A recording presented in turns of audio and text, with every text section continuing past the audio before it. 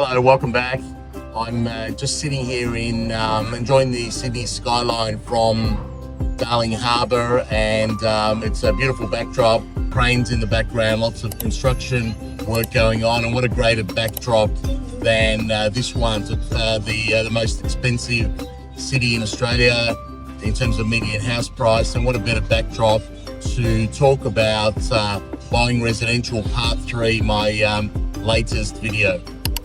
It's been a while since I've done a video on buying residential, but if you remember parts 1 and 2, part 1, we talked a little bit about buying residential, some of the important things to look at like zoning and the types of property, etc. Part 2, we talked about the Residential Tenancies Act, which is really important because it's the legislation that governs renting properties in Melbourne in particular.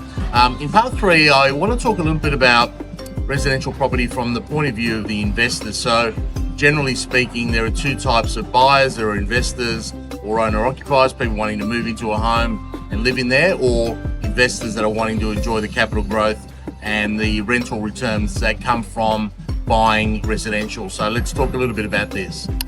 Okay, some of you might remember a video I did back in December of last year when I talked about December being the best time to buy to get into the market, and it's still a great time to get into the market, especially in Melbourne. But what we achieved in December was a cyclical low in the marketplace. But I also talked about the two most durable assets over the last 1,000 years being gold and land, right? And I also talked about the fact that gold is a great asset, great security, but it doesn't provide any cash flow, but it's enduring. So both gold and land are enduring, but only land with a building with some improvements on it provides cash flow. So that's I just wanted to differentiate between those two asset classes. However, when buying real estate for investment purposes, cash flow is critical because the whole purpose of buying an asset is you need to be able to sit on it. In order to sit on that asset, you need to be able to afford the debt.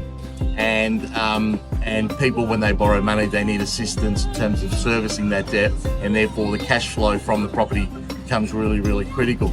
So then the question rises, why am I buying residential property specifically? Is it for capital growth purposes? Is it for cash flow purposes? And how do you kind of sort out and differentiate between whether to focus on yield or whether to focus on capital growth? And herein lies a really big misnomer. Okay, I'll just tell you a little story. I had a lovely client last year that came to me and said, look, Tass, I've got $1 million. What I'd like you to do is to buy me a property, a residential property, a 4-bedroom, 2-bathroom, 2-car home in a high-growth suburb. I want high yield. I want no capital expenditure over the next 10 years. I want no headaches. I want a great property manager, and I just want something that's just set and forget.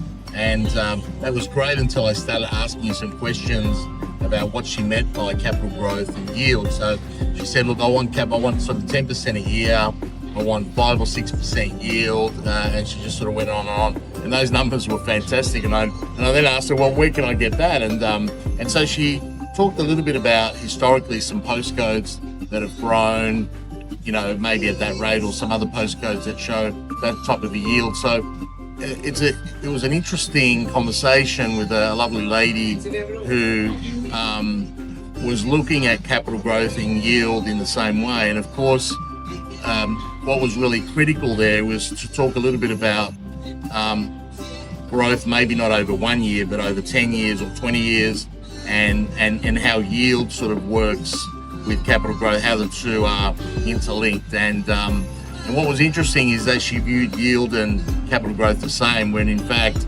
yield and capital growth are inversely related, and here's why. A very popular residential investment strategy, one that I've done personally that I recommend, is, and especially for people that have a long runway. What do I mean by that? Meaning people that can invest over the next 20, 30 years, so younger people generally speaking. But one of the great investments is buying and leveraging residential property over many decades. And so what you're doing is you're buying lots of properties, your debt's increasing as well, but the debt's not increasing at the same rate as the market value of all the properties combined. And what happens at some point in the future, you sell that, you you pay down the debt by selling maybe some parts of your portfolio, whether it be half your portfolio, less or more. So then what you're left with is properties that are unencumbered, no debt, and then that cash flow just comes in as free cash flow. So that's a great strategy. In order for that strategy to work, however, you need to buy in areas that have high demand and areas that have good capital growth, where the capital growth is increasing at a greater rate than the market economy, meaning the CPI, etc. Okay, so as if rents are not increasing at a rate quicker than the increase in capital growth of that area, what you start getting is this expansion. So you're building equity over a period of time, and what happens is, as capital growth increases and your debt increases but at a slower rate, you get this expansion in equity, and that's effectively wealth creation. But what happens in these high demand areas, because the rent is not increasing at the same rate, the yield starts falling. Okay, and that's why capital growth and yield are inversely related. Okay, you can't have an area which has high capital growth and high yield.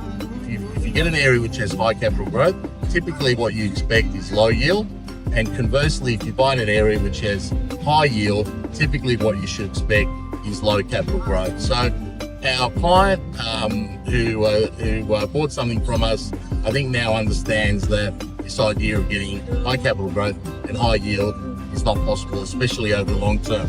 So moving forward, we're going to talk a lot about capital growth. How do we judge it? Do we forecast forward like a lot of people do? Do we look historically over the last 10 years? Does history repeat itself? What's important? How do we judge yield versus the relationship between yield and capital growth? What are the areas that we need to buy? And a lot of this stuff we'll talk about in coming videos. But today, what I wanted to do is really explain property investors.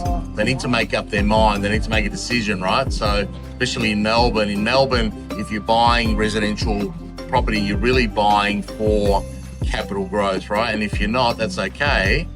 For example, you might want to buy an apartment that gives you high depreciation, maybe some really good yield. And that's for different reasons, for tax purposes, etc., to minimize your tax. So that's, there are different strategies when we're buying residential property. But if you're buying residential property as an investment and your plan is to own many properties over many years, you need to buy in areas where the property will grow and where the yield is reasonable to service the debt. So what I want to get across in this video is that capital growth and yield have an inverse relationship, right? So if you're buying in an area which has good yield, typically what that means is that area is not as popular, right? But if you're buying in an area which has high growth, what you should expect is a lower yield, okay? So then the next question residential investors have is, Tass, why should I buy a property with good capital growth, right, but which has a low yield and I'm getting negative cash flow? So I'm getting a 3% return on my money, net return, and I'm paying 6% to the bank, and I'm losing 3% on this property. I've got to put in a lot of equity, etc., to break even. Why do I do that? Well, because if you actually look at the net effect is if you're losing $10,000 a year, but you're making $50,000 in capital gain, right? And then remember, that capital gain is after tax money because you haven't sold the property. So it's like making, 70, 80, 90, 100,000, depending on what tax bracket you're on. $50,000 is like making, 70, 80, 90, or $100,000. So if you're making $50,000 in capital gain, but you're losing $10,000 out of pocket, right? Then you're making $40,000. Remember, the $10,000 that you're losing, you're also getting some tax back. So it's just a numbers game, right? So the reason why you buy a residential property which has negative cash flow is because the net effect is every year you're making money, you're building wealth, right? And that's a lot better than paying tax, right? Because if you're paying tax, so you've got a choice. Do you pay tax or do you pay interest? If you pay tax, that money's disappeared, never to be seen again, and it's not buying you any assets. Whereas at least with a property that has negative cash flow, you're sitting on an asset that's going up in value. So you are losing money, right, out of pocket, but the net effect is you're building wealth. Whereas when you're not buying real estate and you're simply earning money and paying tax, there's no uplift in equity. So that's the reason why you buy residential properties in areas that grow and you sit on negative cash flow. Now, you can only sit on so much negative cash flow before the banks stopped lending money. But we're not talking about buying million properties. What we're talking about is buying lots of residential properties over many decades, right? Which is, and I'm talking about the masses here. I'm not talking about the top 1 or 5% of people. I'm just talking about people generally that want a property strategy. That's the reason why you're buying good growth areas and you don't worry too much about the yield. Okay, thanks for that. In my next video, I'm going to talk a little bit more about capital growth and yield, and we'll talk a little bit about what causes capital growth. What are the things we need to look for, and why do we need to buy in certain areas over other areas that may appear on the surface to be more attractive. Thanks for your attention. Thanks for listening, and please send me a text or drop me a line if you have any questions. Good to see you again.